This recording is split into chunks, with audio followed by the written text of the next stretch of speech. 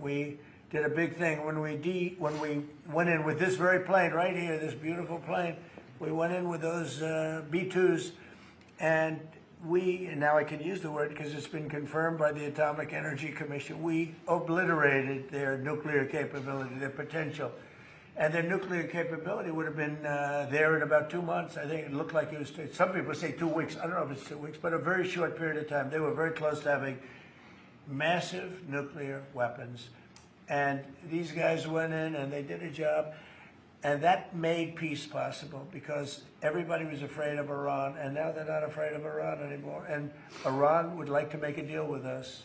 Your own national security strategy does not say obliterate, sir. It I says said, set them back. Your intro does. Well, the Atomic Energy Commission said obliterated, and the people that have seen the site said obliterated. And frankly, Iran said it was obliterated. And to show you how accurate it was, and you know, I fight for the pilots because the pilots and those people went in there at great risk, and they hit every single target on every single bomb.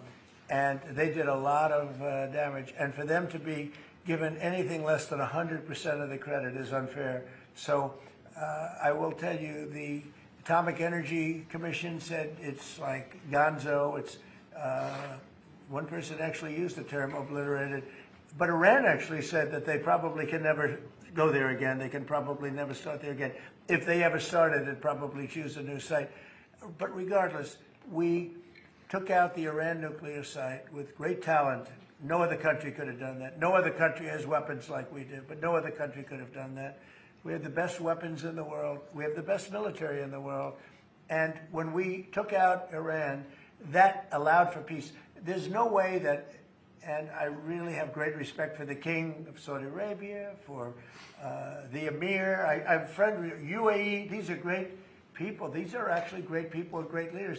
There's no way they could have done a deal if Iran was not really nullified to a large extent. Iran is not the same country. Iran was a country that was feared by everybody. Now it's a country that's been very much downgraded.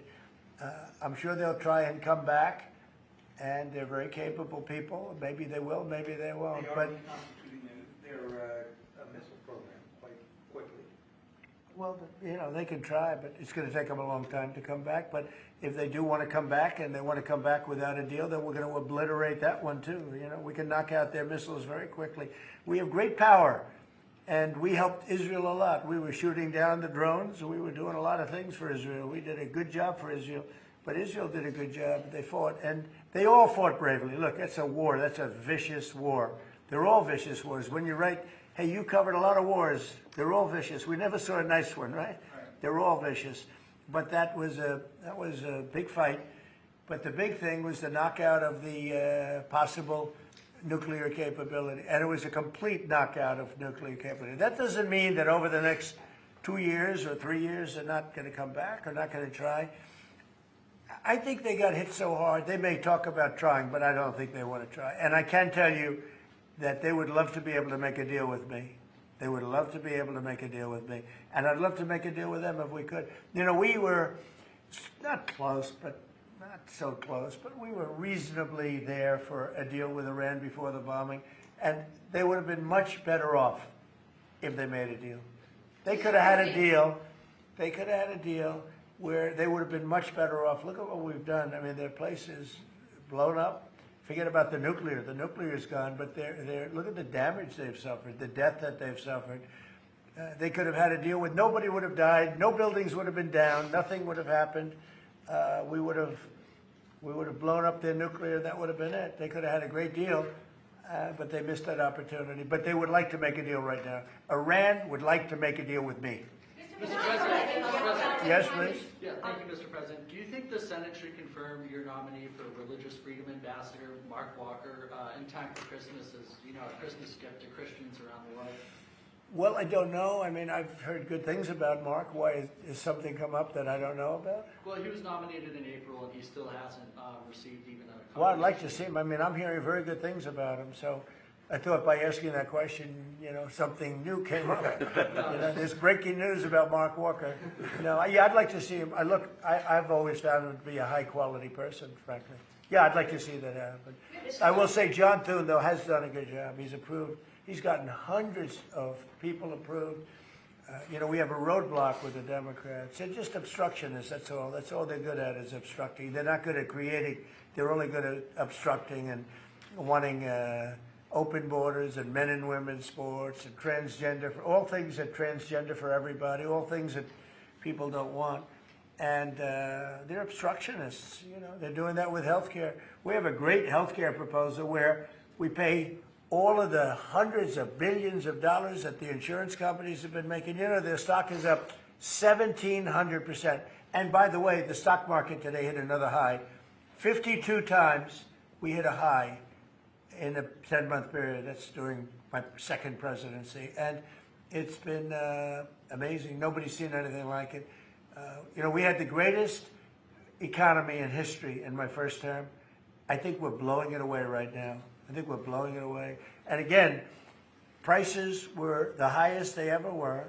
Inflation was the highest in 48 years, or I think ever. They say 48 years. The press says 48 years. I'll accept that, but I think it was the highest inflation we've ever had under the past administration. We had the highest prices. We have high inflation, you have high prices. Prices are coming way down. Energy's coming way down. Gasoline is hitting now $1.99 in a couple of states, and it's way down. Gasoline is way down. And when gasoline and energy comes down, everything follows. But prices are coming down, and we have an unbelievable economy. 401ks are setting a record. 401ks that's owned by a lot of people because they're based on the stock market. And the stock market for his 52nd time, has just hit a brand new high. So it's amazing what's happening. And I will say this, our country is respected again. I think we're respected like never before. The United States is respected again. We have a country that was a dead country 1 year ago, dead. And now it's the hottest country anywhere in the world. Thank you very much, everybody. Thank you, press. Nice Thank to- you. You can call. Thank you, press. Let's go. Let's go. Let me know. Thank you, press. Let's go. You can Thank call you, me. press. Yeah. Thank you, Yeah. press. Thank you, guys. Thank you. Thank you, press. Thank you, Peter. Moving, guys. Thank you, guys. Oh, yeah, we got to sign Let's it. get a picture. Come on.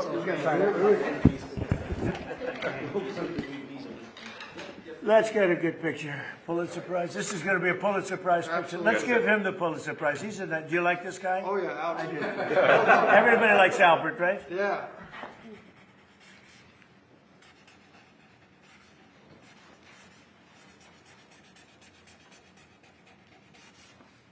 No auto pen necessary. That's a whole big deal, isn't it? Well, what's that all about? Okay. Who am I giving this pen to, David?